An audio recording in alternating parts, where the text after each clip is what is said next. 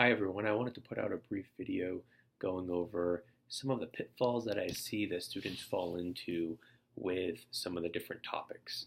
So these mainly focus on helping you stay focused on the actual questions that you're trying to answer within each one of your papers. So for instance, does positive psychology make people happier? Trying to help you stay focused on that question. These pitfalls are things that I have seen people kind of fall into over the years of writing about these topics. So they're kind of easy to fall into.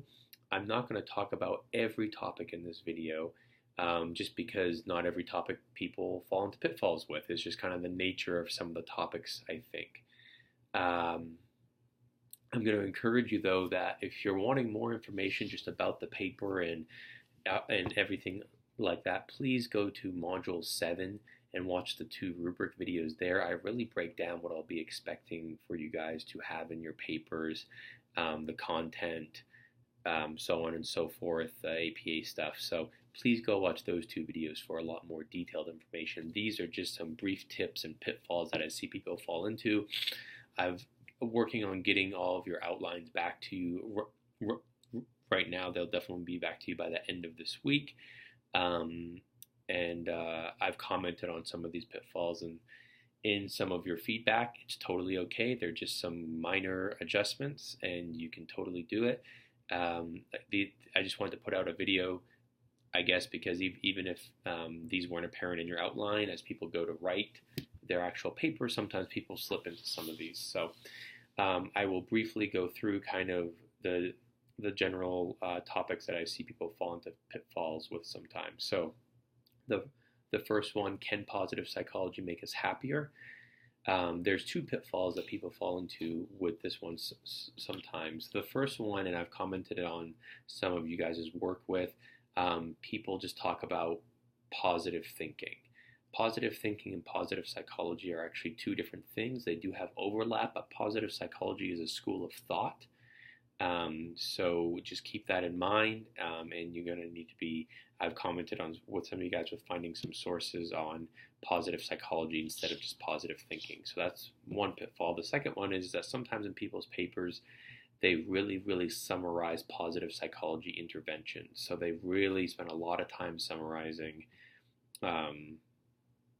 different interventions like gratitude interventions and things like that. That's all great.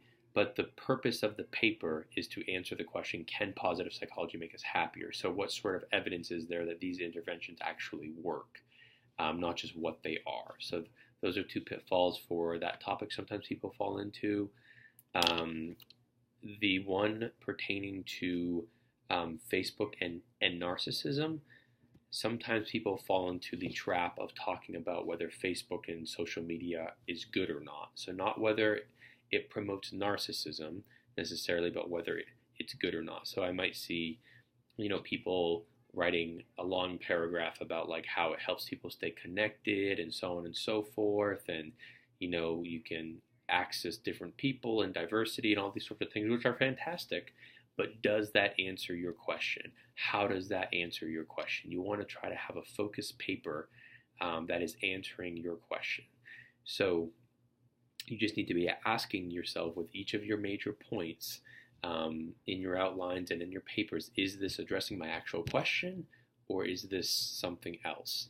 So sometimes people fall into that trap of just talking about social media, is it good or not whether it promotes the actual idea of narcissism or narcissistic traits. Let's see. Violent video games, that falls prey to the same trap sometimes as Facebook and narcissism. People talk about whether video games are good or not.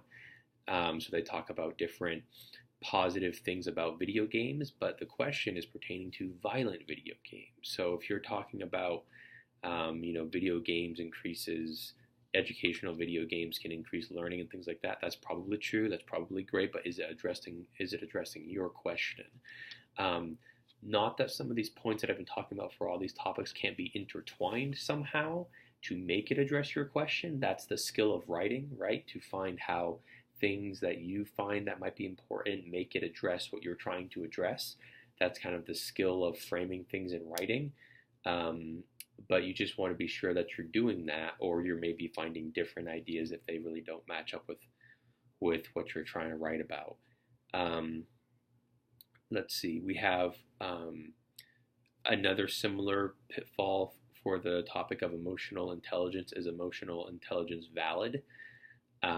Is, again, sometimes people start writing about why emotional intelligence is useful in those types of things. Now that especially can really fit into your paper because you know um, let's say there's evidence out there how emotional intelligence can predict job longevity and job security and things like that. Then that would maybe lend to its validity. But you need to frame it that way. You just can't talk about why it's good and all these things. You have to frame it as to why it shows that this is a valid concept.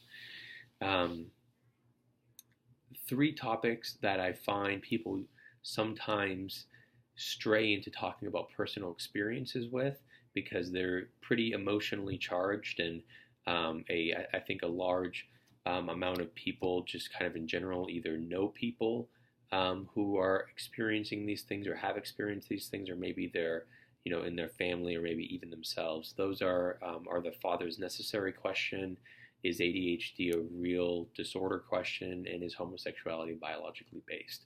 Those are all pretty emotionally charged topics that can sometimes hit pretty close to home for people.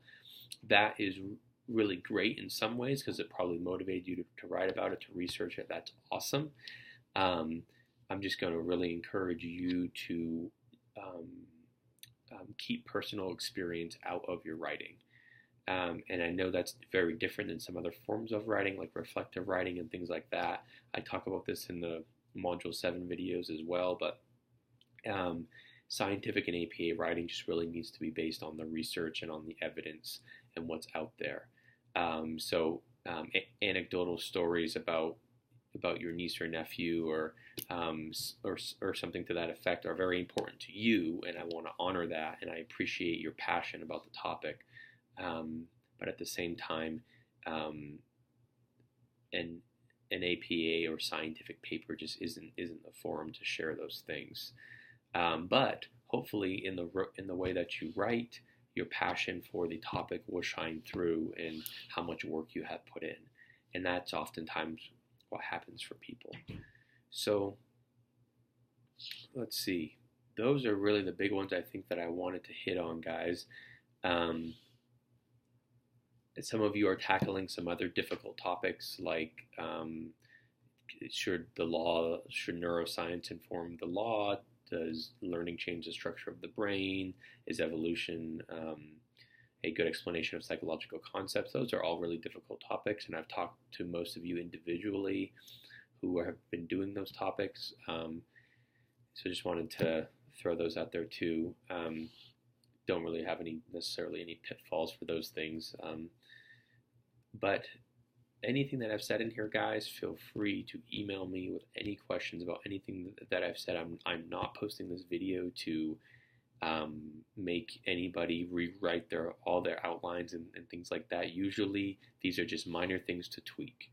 So just minor things where you're framing something in the correct way. You're trying to stay focused on your actual topic, because naturally as people, when we're writing things, sometimes we just start kind of drifting away from our original purpose, and we just want to try to stay focused on our thesis. So feel free to email me with any questions about anything that I said, and thanks.